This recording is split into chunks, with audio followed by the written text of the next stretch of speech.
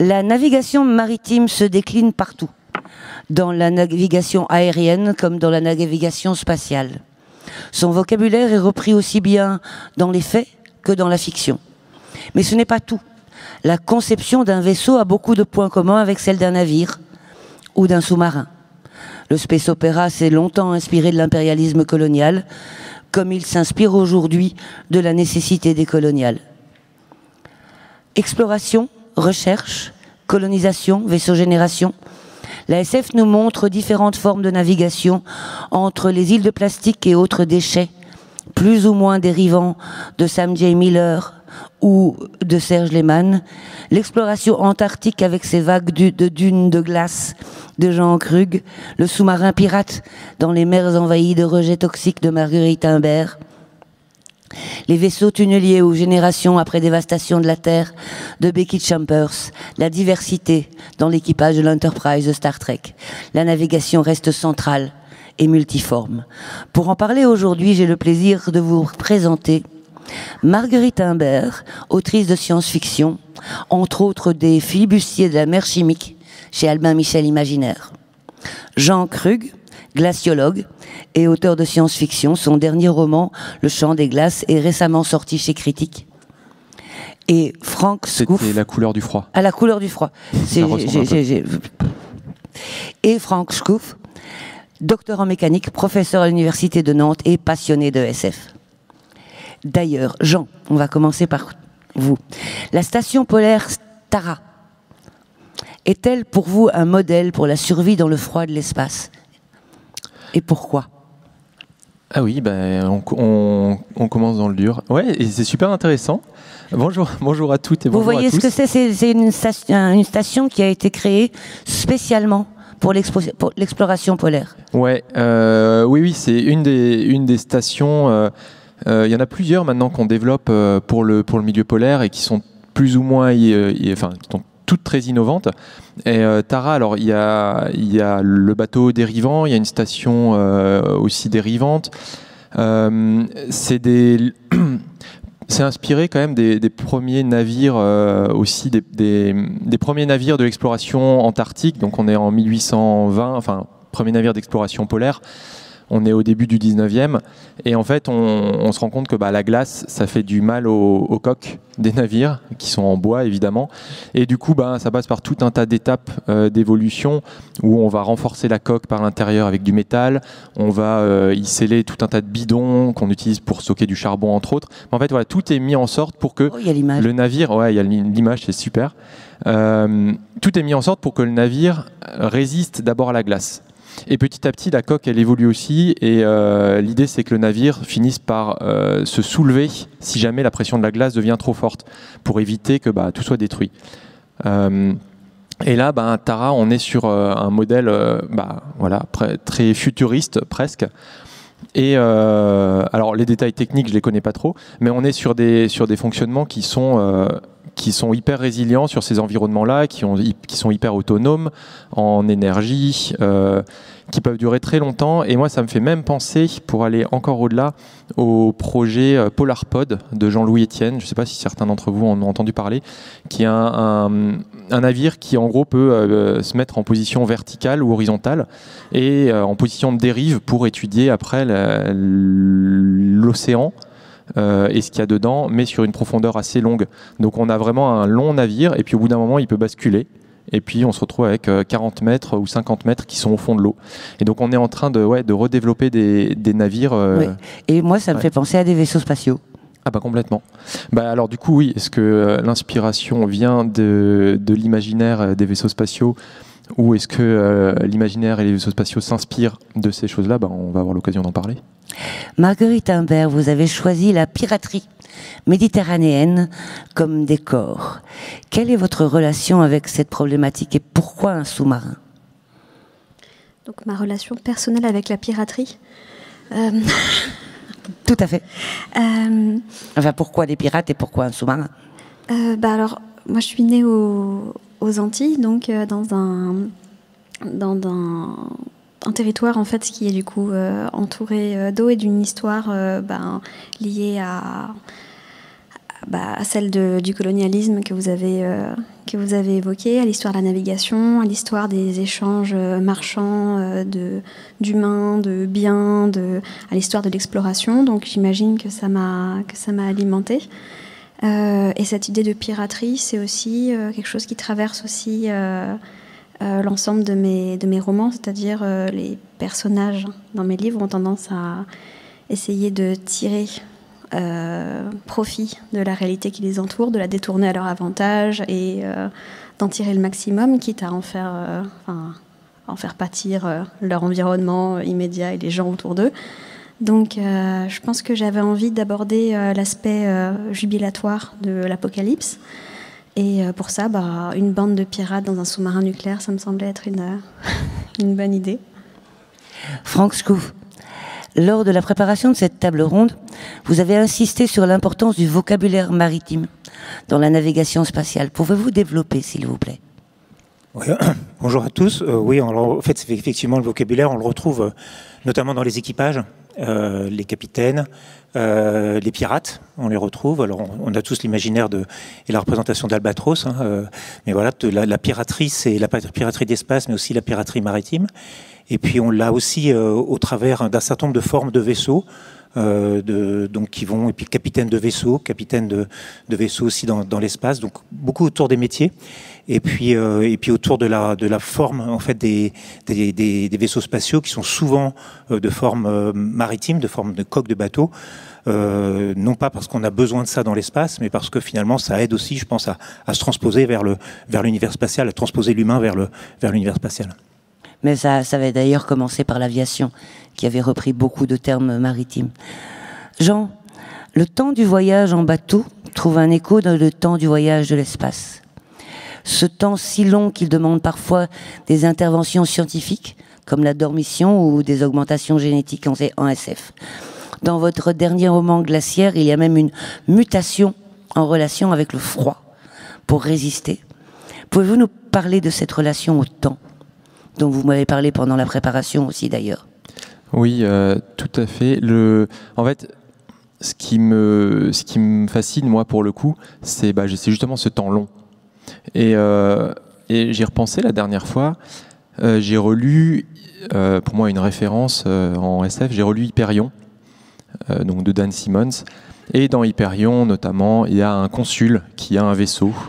Et le vaisseau du consul, moi je le vois vraiment comme le vaisseau du temps long. Et parce qu'il y a des scènes où en fait le consul s'est installé un piano dans son vaisseau, un vieux Steinway. Et il y a Dan Simmons raconte ce temps qui passe et puis ce piano qui est là pour meubler ces temps longs de l'espace. Et moi je trouve ça absolument fascinant parce que c'est vraiment une ouverture à se laisser partir et à philosopher sur soi, à philosopher sur l'espace et tout ça. Moi, c'est quelque chose que j'ai essayé de reprendre dans un de mes personnages dans Le Chant des Glaces, qui a, c'est clairement un petit rappel à Dan Simmons.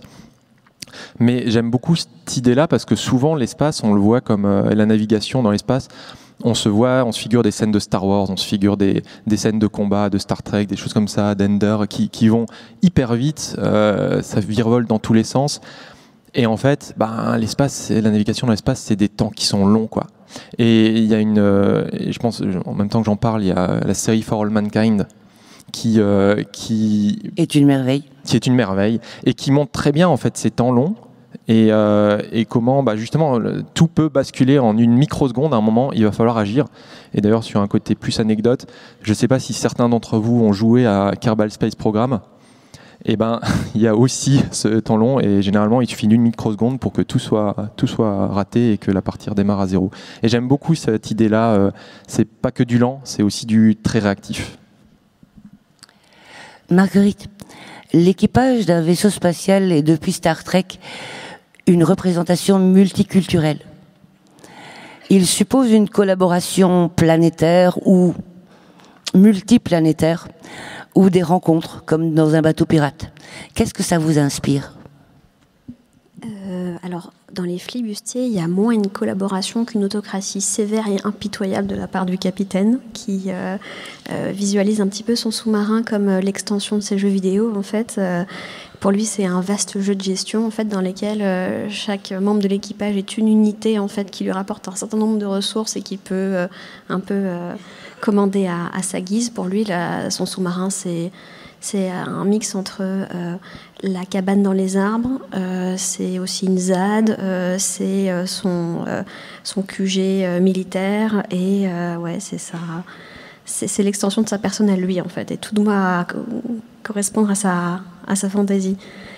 Un roman qui m'a pas mal inspiré, qui a aussi été traduit en film, c'est Master and Commander, et dedans il y a un duo de personnages que j'aime beaucoup, dont j'avais appris les répliques par cœur.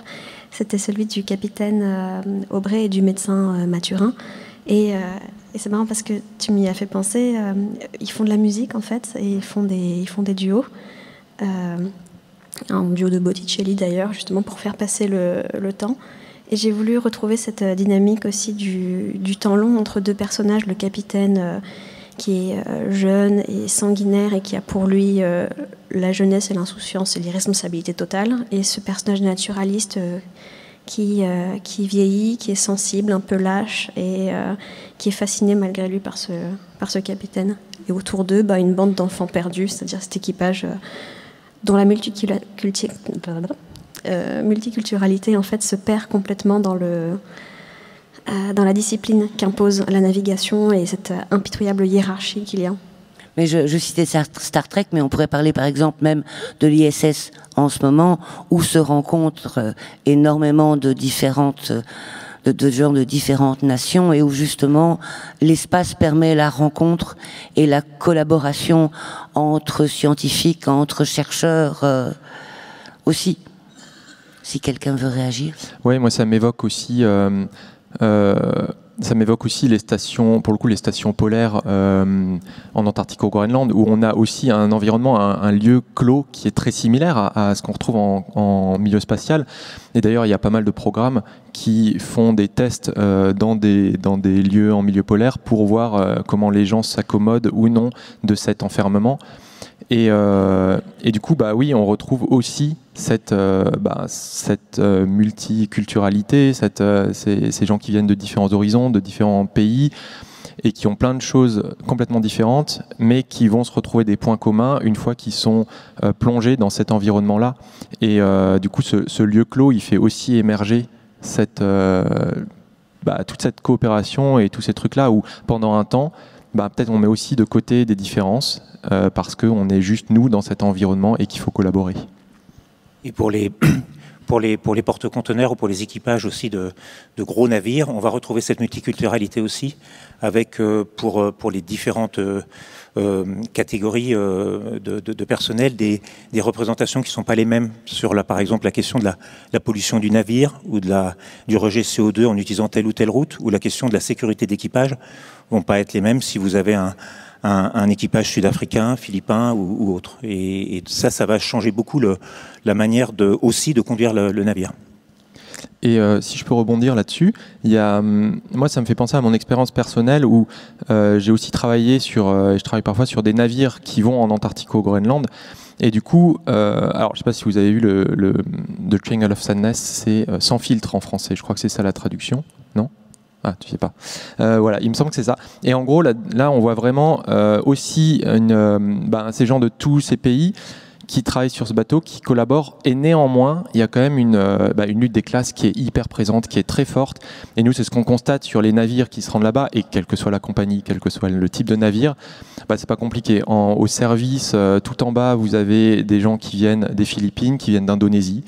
Quand on remonte un petit peu les niveaux dans ces navires-là, vous arrivez en machine. Souvent, machine, c'est des gens qui viennent d'Europe de l'Est. Et puis petit à petit on monte encore les niveaux, et quand on arrive sur les postes de lieutenant, d'officier, tous les postes qui ont finalement une représentation, la compagnie va prendre des employés du pays qui lui correspond. Donc américain si c'est une compagnie américaine, français si c'est français. Et du coup finalement tous ces gens qui dans les coursifs du navire travaillent tous ensemble, et ben une fois que qu'on a besoin d'afficher quelque chose, une fois qu'on est face aux passagers, et ben à ce moment-là il y en a tout un tas qui disparaissent, ça c'est terrible, mais profondément classiste. Ah ben complètement. Et ça alors ce qu'on voit moins, ça va évidemment de pair avec tout le reste, quoi. C'est-à-dire le confort à bord, le type de cabine à bord, la rémunération, le temps d'embarquement. Nous, quand on embarque, on va embarquer pour 3 semaines, 1 mois, etc. Moi, je discute des fois avec des Philippins qui sont embarqués pour 1 an et demi, 2 ans. Et qui vivent pendant 2 ans au pont 1 ou au pont 0 et qui vont pas voir la lumière du jour, quoi. Et ça, c'est une réalité, quoi.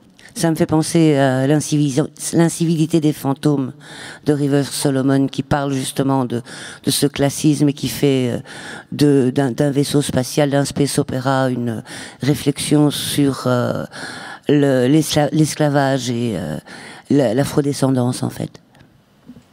Et ce qui est assez amusant, je ne sais pas si c'est amusant, mais ce qui va être assez troublant dans les années futures, c'est qu'avec les nouveaux modes de propulsion et de propulsion vélique notamment, donc propulsion à la voile pour essayer d'économiser de l'impact CO2 d'un navire, on va devoir réinstaurer de la communication entre les gens qui sont aux machines et les gens qui vont être sur le pont à la voile.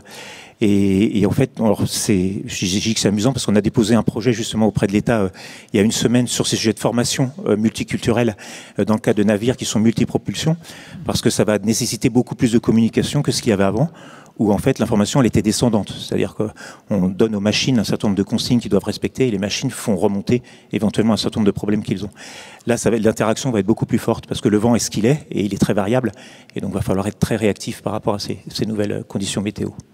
Justement, Franck, la conception d'un vaisseau spatial demande des recherches particulières, inspirées de nos connaissances terrestres, l'isolation, la résistance au vide, à la friction, la préparation à la vie spatiale longue, parfois hors pesanteur, les voiles solaires aussi, qui s'inspirent. Est-ce que ça s'inspire vraiment de technologies maritimes ? Et est-ce que la représentation du vaisseau spatial en SF est crédible ? Elle est parfois crédible, parfois pas. C'est-à-dire, on parlait de l'ISS tout à l'heure, on voit que typiquement beaucoup de vaisseaux qu'on a pu voir dans la littérature de science-fiction n'ont pas la forme du tout d'une ISS. On essaie de leur donner des formes avec notamment une tour, un peu comme justement comme un sous-marin, pour avoir la capitainerie et la tour, alors qu'on n'a pas besoin finalement de cette fonctionnalité forcément dans un vaisseau spatial. Après, le reste est quand même basé sur de la mécanique relativement simple. C'est-à-dire, ce qui résiste le mieux en termes de pression, c'est une boule. Alors malheureusement, on peut pas faire toutes les structures sous forme de boule, mais après, derrière la boule, c'est le cylindre et c'est les formes cylindriques. Et donc, on va retrouver finalement ces formes-là, à la fois dans l'ISS notamment, on retrouve des formes cylindriques, et puis on va retrouver ça aussi sur les coques de bateaux, et puis a fortiori sur les sous-marins. D'ailleurs, pour la représentation du vaisseau et du vaisseau génération, donc du temps le plus long, je conseille fortement Archives de l'Exode de Becky Chambers, qui a réfléchi à toute la conception architecturale du vaisseau et comment on peut vivre ensemble pendant parfois des centaines d'années. Maintenant, je vais passer à des questions plus générales. Vous répondez comme vous le voulez. Pilote automatique ou intelligence artificielle consciente ou pas, la science-fiction éloigne souvent la technologie de navigation de l'humain. On trouve même des IA militaires en mutinerie chez Aliette de Bodard. Quelle place pour l'homme dans la navigation spatiale ?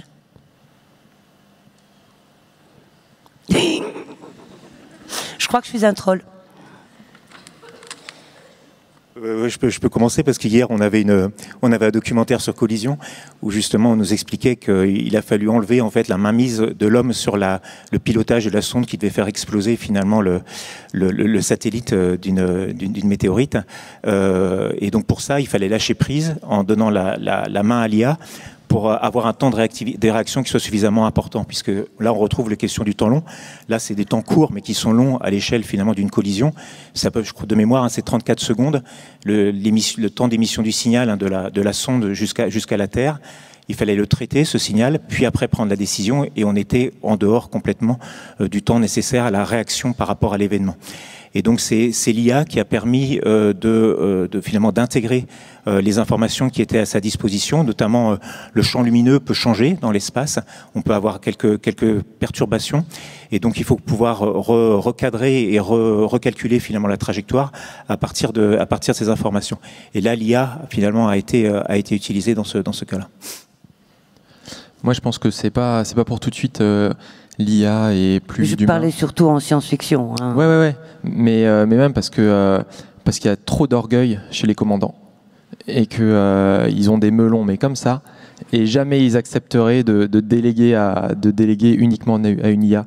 Ou alors, il faut avoir un sacré scénario quand même derrière. Ou alors on les met en dormition cryogénique et. Oui, on les met en dormition. Mais en vrai, je dis ça un peu en plaisantant, mais même actuellement, sur des navires qui sont quand même très technologiques, où il y a des pilotes automatiques, où il y a plein de trucs qui sont hyper autonomes, bah pour autant, il y a toujours cette présence humaine en passerelle. Vous n'avez pas un moment où il n'y a personne en passerelle. Même quand le navire est à quai, moteur éteint, il y a quelqu'un en passerelle.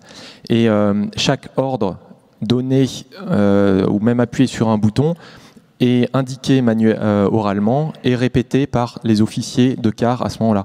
Par exemple, on passe le radar sur basse fréquence, tac, radar passé sur basse fréquence. Et tout le monde le répète. Et donc en fait, il y a quand même toujours cette composante humaine qui est là. Et moi, justement, je trouve que ça, c'est intéressant de garder ça en SF parce que on continue à mettre l'humain au cœur de ce truc-là et qu'un récit de SF, c'est beaucoup un récit d'humain. Et même pendant des voyages de je ne sais combien d'années-lumière. Ouais, là, c'est un peu plus compliqué. Ouais, j'admire. Il faut rester réveillé pendant tout ce temps-là. Ouais, c'est vrai. Ouais, l'intérêt de l'IA en SF aussi, c'est que ça ouvre en fait tout le champ de la cybersécurité, donc de la prise de contrôle à distance. Et puis évidemment, on peut imaginer tout un tas de scénarios cette prise de contrôle à distance. Donc ça ouvre aussi tout cet univers-là, en fait. Comme la mer chimique de Marguerite Imbert, l'espace autour de la Terre est infesté de déchets. Le projet Starlink apporte d'ailleurs aussi une autre forme de pollution, la pollution lumineuse. Les catastrophes liées à l'activité humaine sont-elles une inspiration pour la course à l'espace, comme chez Marie-Robinette Kowal, par exemple ?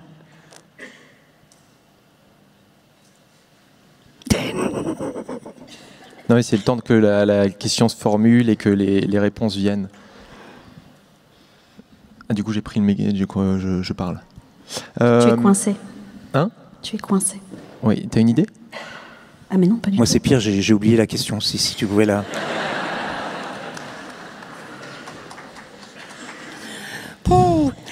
Les catastrophes liées à l'activité humaine sont-elles une inspiration pour la course à l'espace ? Pour l'intérêt de partir dans l'espace, d'aller...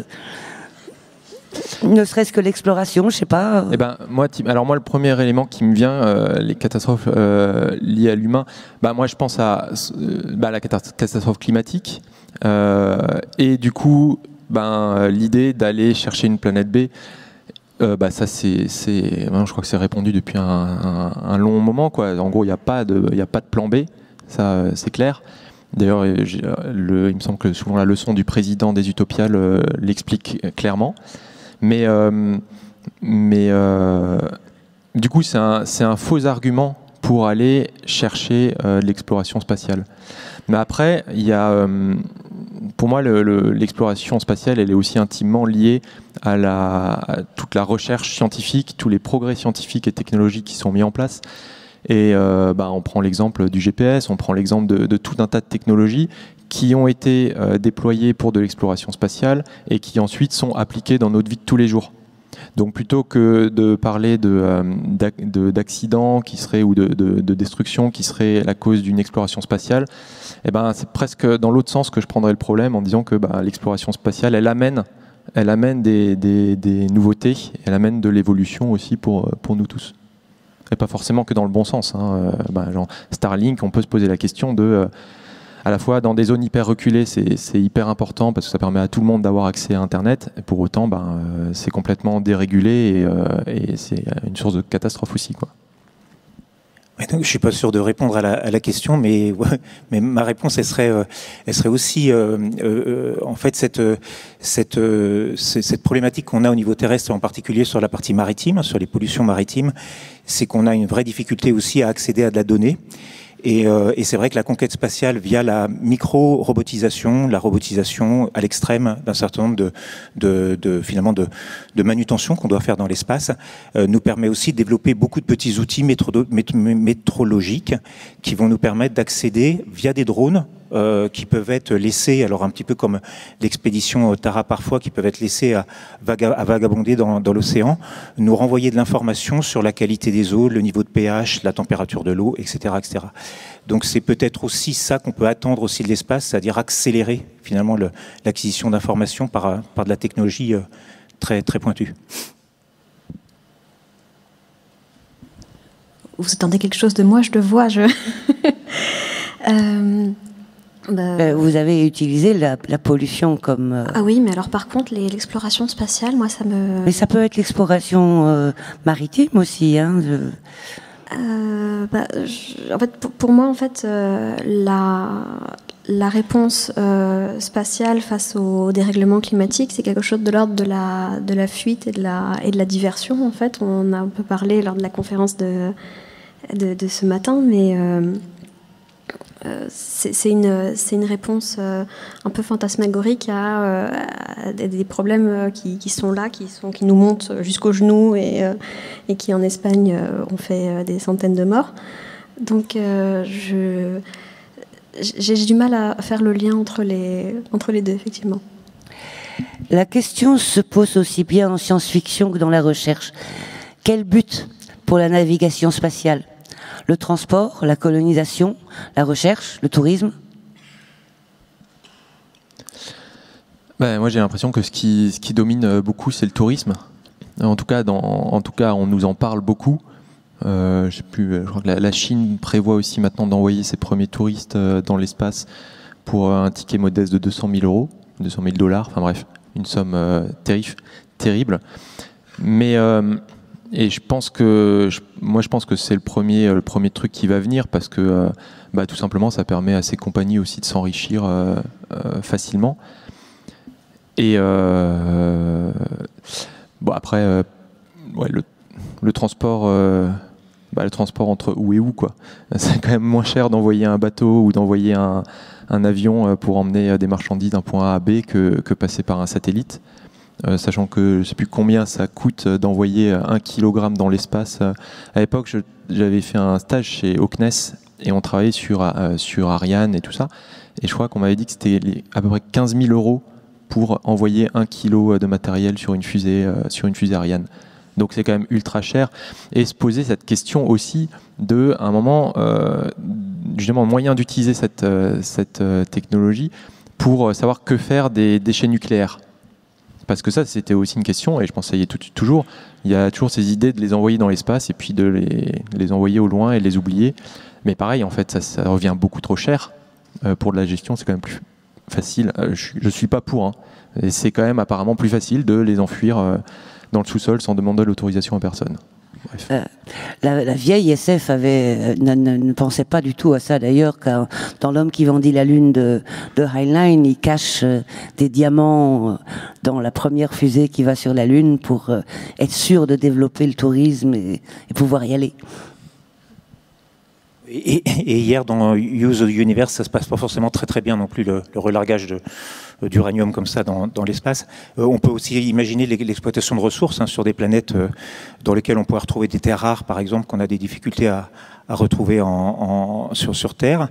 Et si on veut faire le parallèle avec la navigation sur la mer, en ce moment, il y a des projets d'aller chercher en fait de manière autonome la ressource vent, là où elle est, avec des voiliers, de telle manière à pouvoir capter, en fait, produire de l'énergie et capter en fait de l'hydrogène, donc utiliser l'eau de la mer et l'énergie provenant du vent pour faire de l'hydrogène en mer, mais là où la ressource est.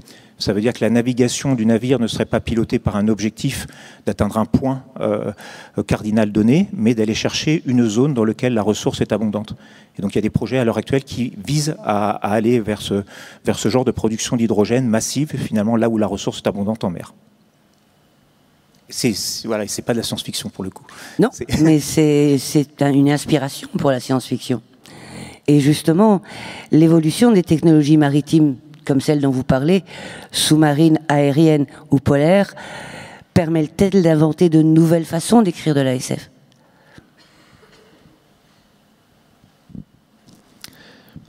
Eh ben, oui, mais je pense que oui, mais en fait, on peut aussi se baser sur ce qu'il y avait avant, et à partir de là aussi d'écrire de nouvelles formes de SF. Et typiquement, on prend des exemples de sous-marins ou de navires. Ouais, moi, dans Cité d'Ivoire, j'ai un navire, je reprends une carcasse d'un navire, un navire qui fonctionne dans l'eau, mais du coup, je l'applique dans l'air et en travaillant évidemment sur d'autres questions après techniques, technologiques, sociales. Mais du coup, c'est aussi s'inspirer de l'ancien pour ramener du neuf. Et après, pour le coup, je pense aussi que oui, ces nouvelles technologies, ça revient à ce qu'on disait en tout début de table ronde, c'est que ces nouvelles technologies, elles inspirent clairement l'imaginaire. Et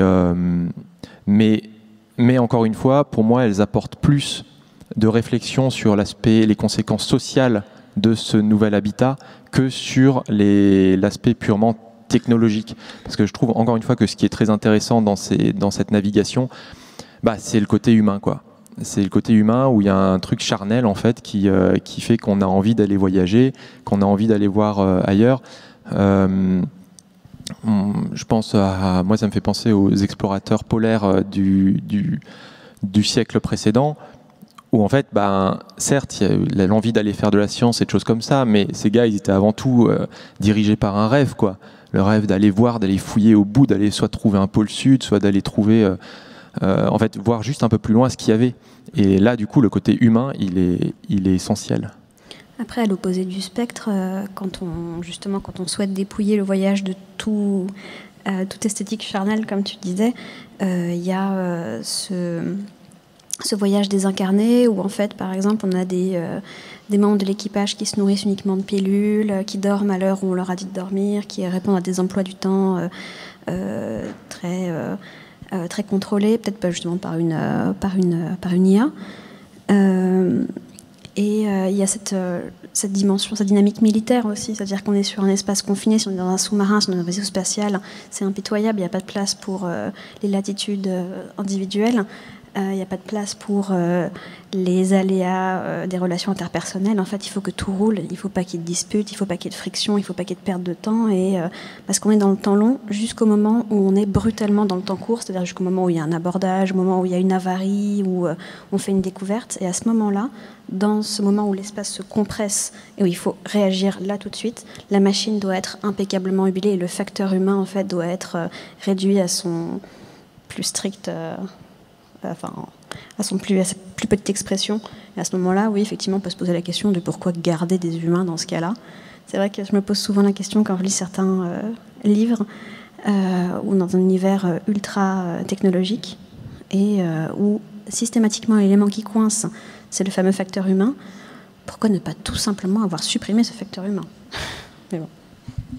Eh ben, je pense à ça, je pense à iRobot, où le truc c'est que il y a cette petite fille là qui est pas sauvée parce que il y avait plus de probabilité que ce soit le parent qui survive. Mais voilà, justement, là on a une IA qui fait un choix dans une situation d'urgence, donc un choix déterminé par des protocoles et des contraintes et des algorithmes. Et en fait, ça s'avère être un choix débile. Donc, du coup, ce côté-là, humain, ça rajoute un point pour le côté humain que je défends. Mais le match est ouvert, toujours. Il y a un autre truc qui fait que c'est quand même de la concurrence déloyale, cette histoire d'IA, c'est que si on commence à écrire des romans où le capitaine du navire est une intelligence artificielle, ça veut dire que l'auteur, le romancier, doit être aussi technique que le serait l'IA. Et là, d'un coup, en fait, ça écrème sérieusement la population des candidats à la rédaction d'un roman de SF. Oui, c'est vrai. Mais du coup, sur cette histoire de côté militaire, ça me fait penser à deux choses. Une anecdote où dans les navires, même actuellement, la marine marchande, ça n'a pas une grande expérience du syndicalisme. C'est pas un truc qui a encore beaucoup essaimé là-bas. Et je me souviens qu'avec un pote, on était allé voir un jour le commandant du navire sur lequel on était.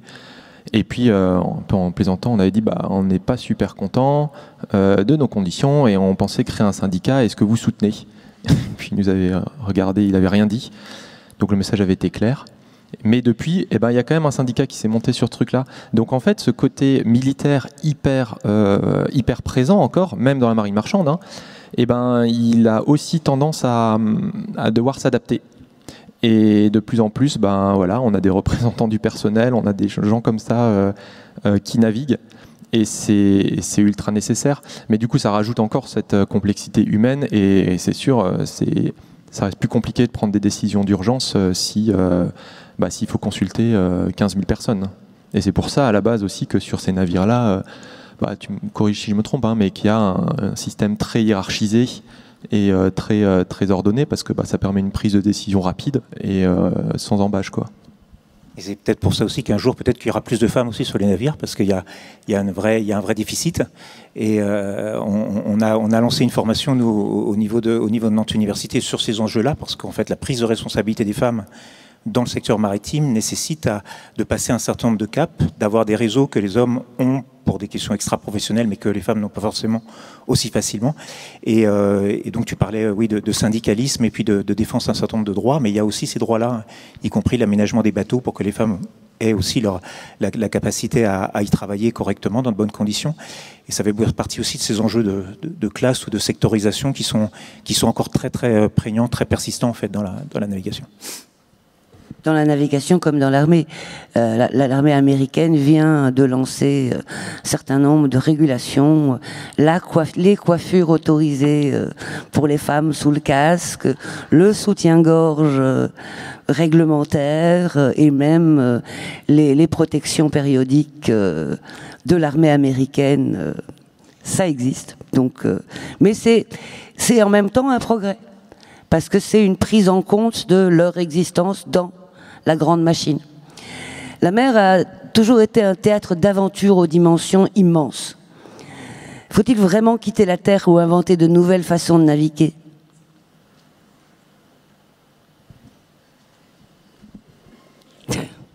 Je fais un flop, mais je fais un flop. Non, mais c'est parce qu'on c'est une vaste question.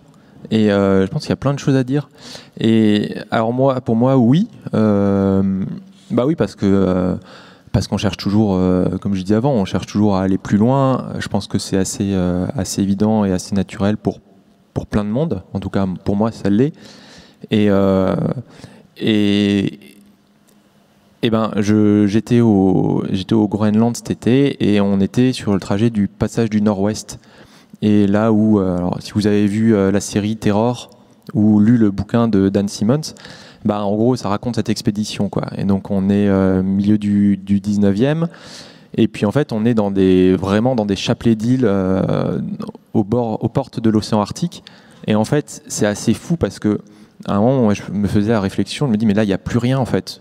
Il y a une espèce de toundra, là, avec rien du tout. Il n'y a plus d'animaux, il n'y a plus de végétation, il n'y a plus que du caillou, un peu de neige. Et puis après, il y a l'océan. Et en fait, alors là, maintenant, on sait qu'il y a un pôle Nord et que de l'autre côté, on redescend, on arrive au Svalbard. Mais en fait, quand on est face à un truc comme ça, moi, spontanément, je me demande ce qu'il y a après. Et j'ai envie d'aller voir. Et tout comme quand on se balade en montagne, qu'on voit un col, on a toujours, même si on est fatigué, on a toujours envie de se dire, tiens, qu'est-ce qu'il y a, quelle vue on a de là-haut, qu'est-ce qu'il y a derrière. Donc en fait, pour moi, Est-ce que l'herbe est plus verte dans l'espace? Ah bah ouais, c'est ça la question, quoi. Mais après, pas forcément. Mais en tout cas, la curiosité et l'envie de le découvrir, quoi. Et ça, c'est un moteur, en tout cas dans l'imaginaire, c'est un moteur essentiel, quoi. Et sur le volet, est-ce qu'on peut apprendre de l'espace finalement d'autres manières de naviguer? C'est vrai que à l'heure actuelle, la tendance pour aller vite sur l'eau, c'est de pas flotter, hein, c'est de voler. Et c'est vrai qu'on change complètement la forme des navires et la manière de naviguer. surtout la manière de naviguer à partir de ces nouveaux engins qui, avec des foils, vont finalement s'appuyer sur l'eau plus que flotter, et avec un équilibre toujours très très instable, avec finalement un vent qui va être très aléatoire dans sa vitesse, dans sa direction, et qu'il faut maîtriser pratiquement à la seconde près. Et c'est vrai que ça va changer énormément le fait de sortir finalement de l'eau. Ça va nous changer complètement ça change complètement la manière de naviguer à la voile. Et c'est paradoxal avec ce qu'on disait juste avant, avec cette idée de cette mode de revenir à des modes de propulsion plus doux, véliques, solaires, enfin voilà. Parce que, alors, ces modes de propulsion plus doux, ils sont aussi poussés, de ce que j'en sais, ils sont aussi poussés par le fait que le carburant, ça coûte cher. Et que du coup, ça revient aussi moins cher finalement pour les activités qui le permettent de prendre son temps. Mais c'est vrai qu'on a deux trucs qui sont assez antinomiques là, entre ces courses avec effectivement ces navires super impressionnants là, qui volent à la surface de l'eau, qui vont très très vite. Et en fait, cette envie et ces regains de revenir à un mode plus lent qu'on retrouve aussi bien chez les opérateurs de tourisme que sur des transports de marchandises. Il y a des petits navires maintenant, on remet des voiliers pour transporter des marchandises à l'ancienne. Voilà. Ou dans la Cli-Fi post-apocalyptique de Paolo Bacci et Galuppi d'ailleurs, où on retourne aussi à des méthodes plus douces. Mais moi, ce qui m'intéresserait davantage, je pense, que des vaisseaux qui s'envolent à toute vitesse vers l'hyperespace, ce serait au contraire des vaisseaux qui plongent dans les abysses et se déplacent à une vitesse de tortue pour suivre les requins du Groenland sur des compagnonnages séculaires comme ça, et qui essaient de se mettre au rythme des profondeurs, etc. Qu'on essaie d'explorer justement ce temps long. Moi, j'ai l'impression que dans la navigation spatiale, un petit peu à l'image de Frank Herbert, on est sur une logique de compression absolue en fait de l'espace, des espaces, des biomes, etc. Les réduire à leur plus simple expression. Moi, j'aimerais bien qu'on ait justement une science-fiction, une navigation dans la science-fiction qui s'étale comme ça dans des dans de la philosophie de l'espace. On se demandait un petit peu, enfin, tu disais, moi j'ai envie de savoir ce qu'il y a derrière, mais déjà il y a des romans sur le Groenland, enfin je pense que tu connais bien, mais justement sur cette esthétique du rien, sur cette esthétique du vide, les nuances de couleurs, les nuances de sensations, la palette sensorielle, en fait encore inexplorée des espaces comme ça qui passent un peu sous notre radar. Et qui peuvent encore être habités de tellement de récits que j'ai du mal à... j'ai plus d'appétence en fait justement pour ces espaces-là et pour leur revalorisation que pour celle de l'hyperespace.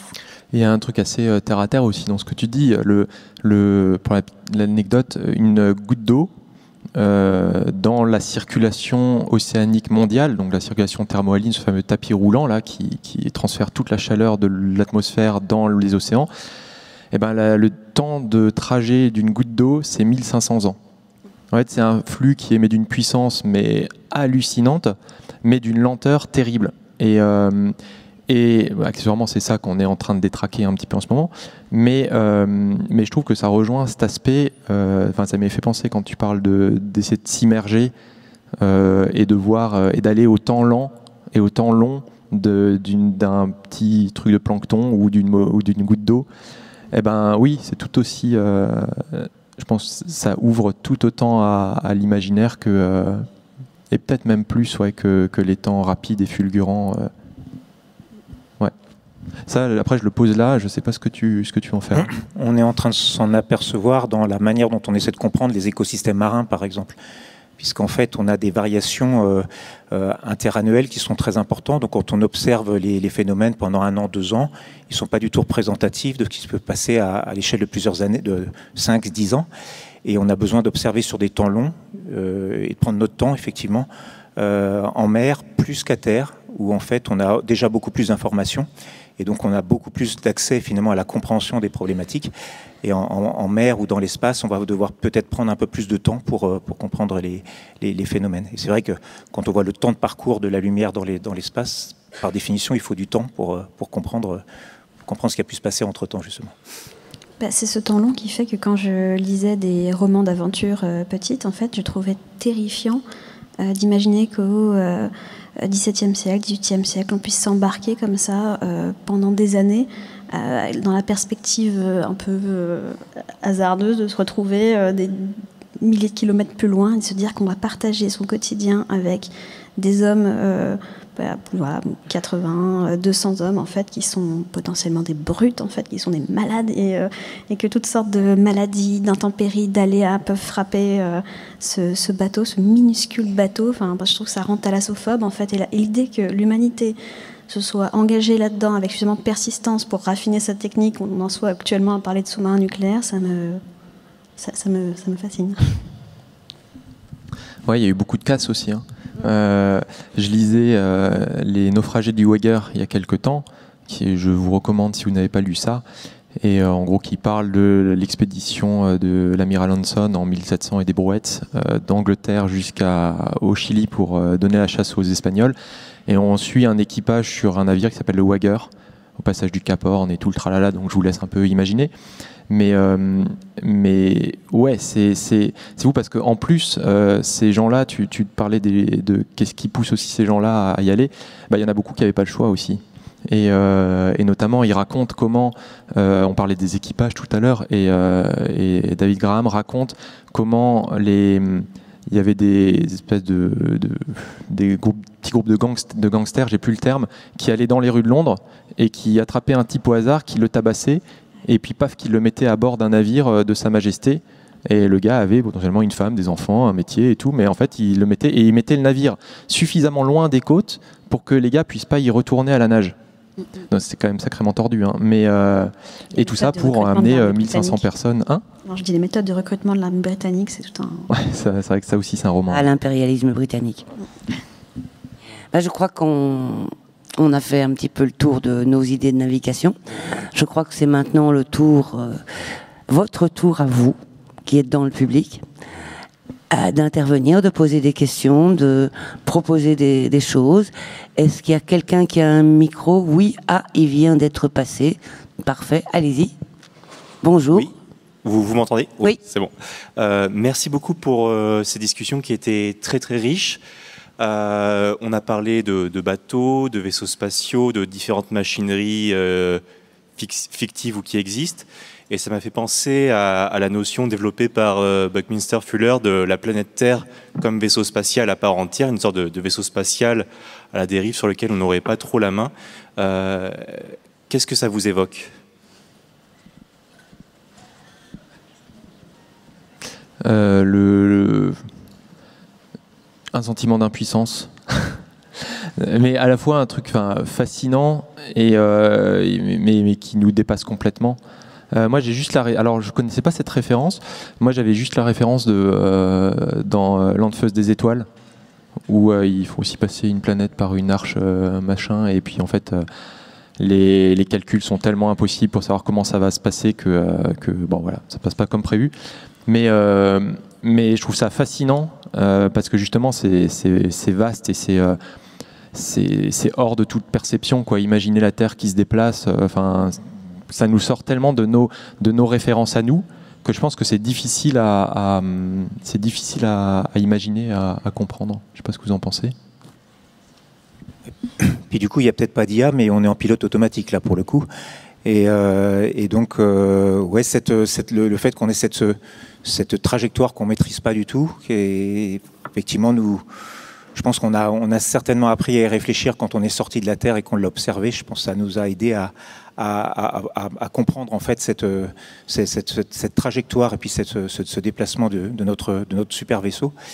Mais c'est vrai que ça a quelque chose de troublant. Je rejoins ce qui vient d'être dit là sur le fait que pour le coup, voilà, c'est un vaisseau dont on maîtrise pas là. On a une trajectoire connue, mais on ne peut rien y faire. C'est marrant parce que du coup, ça m'évoque la question climatique directement. On a une trajectoire à peu près connue et on ne sait pas quoi y faire. Et on a aussi une Terre en pilotage automatique. Du coup, et l'hypothèse Gaïa.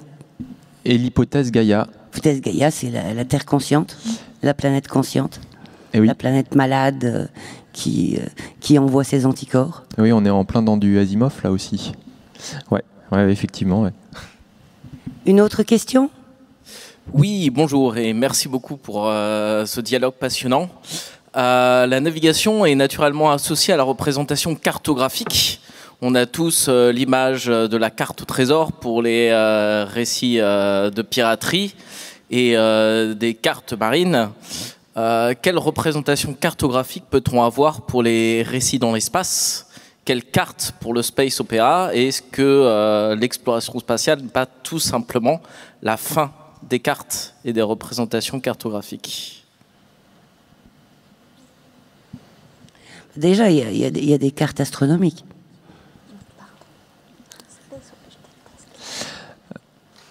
Eh ben, allez. Eh ben non, pour moi, il y a encore un autre élément d'ailleurs que tu as évoqué tout à l'heure, l'exploration des fonds sous-marins, où là, il y a encore tout un monde qui s'ouvre pour la cartographie, parce que mine de rien, c'est un monde qui est quand même encore hautement inconnu. Et mais à côté de ça, je pense que peut-être qu'il n'y a plus rien après, mais ça fait encore quand même un sacré paquet d'informations à collecter pour faire une cartographie.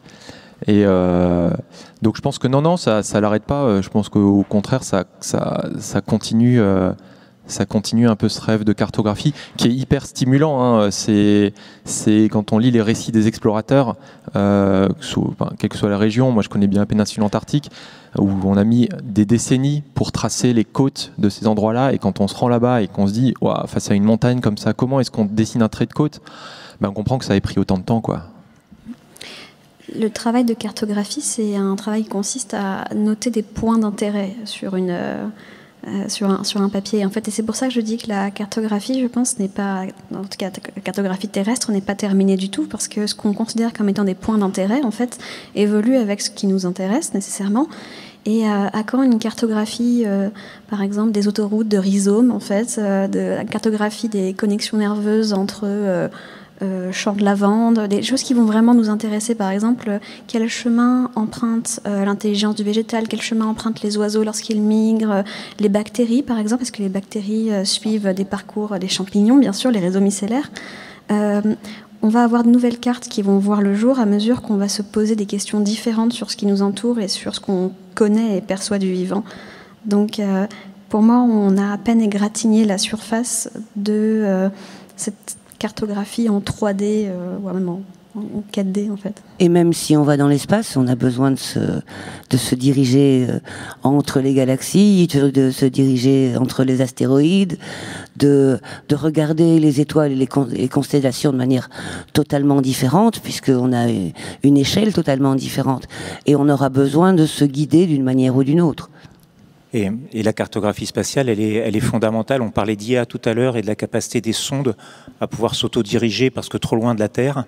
Et elles le feront que parce qu'elles fixeront en fait des points suffisamment non mobiles dans l'espace qui leur permettront finalement, de manière identique à ce que faisaient les grands navigateurs au XVe siècle, hein, de pouvoir repérer sa position parce qu'on a des points fixes et qu'on est capable de définir une trajectoire par rapport à ces points.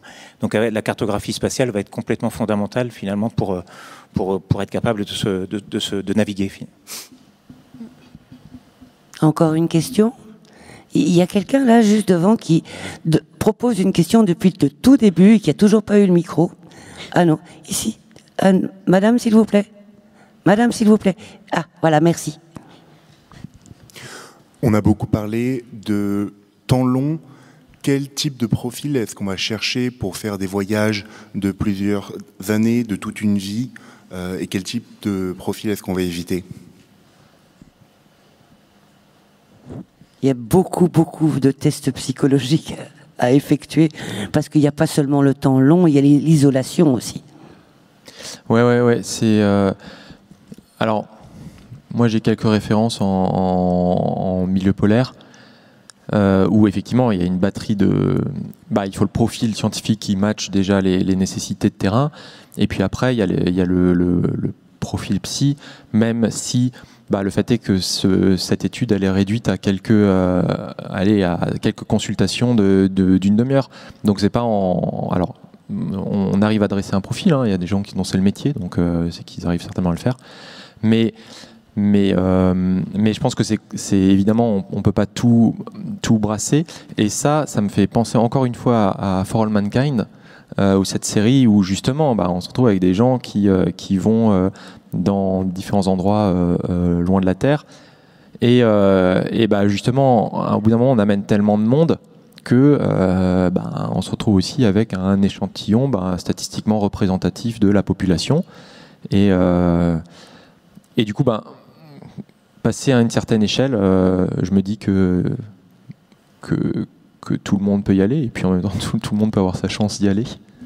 Je crois que aussi bien sur les navires autrefois que et dans tous les récits du SF, il y a toujours des gens qui pètent les plombs.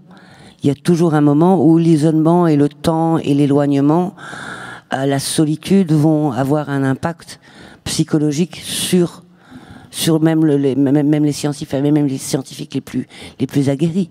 La raison pour laquelle la marine est faite de rituels, de superstitions, de croyances, d'un ensemble en fait de choses qui vont venir rythmer le quotidien et laisser le moins de place possible en fait aux errances et aux distorsions du temps en fait aussi, l'impact que ça peut avoir sur l'esprit.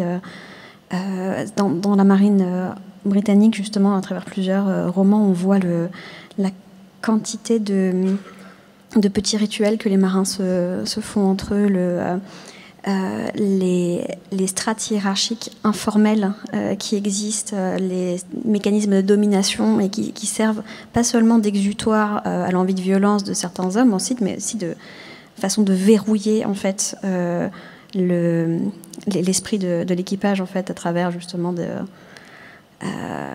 du contrôle de chaque individu sur l'autre. Donc et là, on parle de gens volontaires pour faire un tel voyage.